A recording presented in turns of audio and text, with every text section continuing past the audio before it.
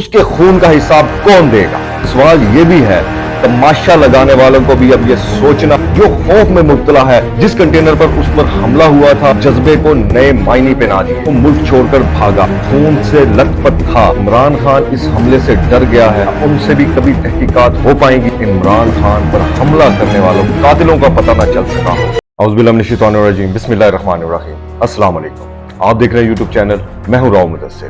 بہت سے سوالات ہیں جو آپ کے سامنے آئی رکھنے ہیں، جس میں سے ایک سوال تو یہ ہے، جس ملک میں سانحہ مشرقی پاکستان کا آج تک پتہ نہ چل سکا ہو، جس ملک میں 2 بار وزیر اعظم رہنے والی محترمہ بے نظیر بھٹو کے قاتلوں کا پتہ نہ چل سکا ہو، جس ملک میں لیاقت علی خان صاحب کو قتل کرنے والوں کا بھی آج تک پتہ نہ چل سکا ہو، تو اس ملک میں ایک سابق وزیر اعظم عمران خان پر حملہ کرنے والوں کا پتہ کیسے چل سکے گا؟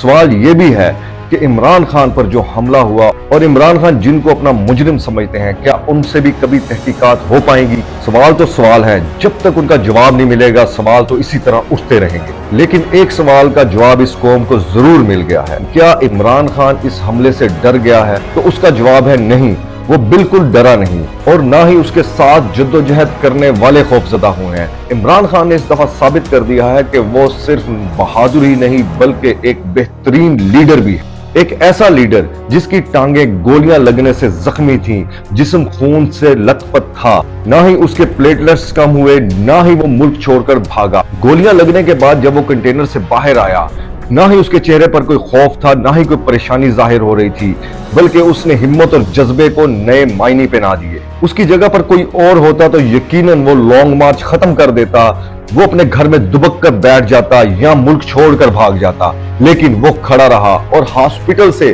اس نے اعلان کیا کہ نہ ہی یہ احتجاجی تحریک رکے گی بلکہ یہ اسی طرح چلتی رہے گی، اور چند دن کے بعد وہ خود اسی کنٹینر پر کھڑا ہوگا جس کنٹینر پر اس پر حملہ ہوا تھا۔ وہ صرف اپنے کارکنوں کو ہی نہیں بلکہ پورے پاکستان کے ہر اس فرد کو یہ پیغام دے رہا ہے، یہ یقین دلا رہا ہے کہ اس کی یہ جدوجہد صرف اس کی ذات کے لیے نہیں بلکہ پاکستان میں ہر اس فرد کے لیے یہ جدوجہد ہے جو اس ملک میں قانون کی بالادستی دیکھتا ہے، جو اس ملک میں قانون کی حکمرانی چاہتا ہے، جو خوف میں مبتلا ہے۔ یہ جدوجہد ہر اس پاکستانی کے لیے ہے، یہ صرف اور صرف عمران خان کی جدوجہد نہیں، وہ یہ یقین دلا رہا ہے پوری پاکستانی قوم کو، اور آج پوری پاکستانی قوم اس کے ساتھ سیسا پلائی دیوار کی طرح کھڑی ہو چکی ہے۔ یقین مانے عمران خان تو اپنی جدوجہد میں کامیاب ہو گیا، لیکن تماشا لگانے والوں کو بھی اب یہ سوچنا ہوگا کہ یہ ملک پیارا پاکستان مزید ان تماشوں کا متحمل نہیں۔ عمران خان تو اس حملے میں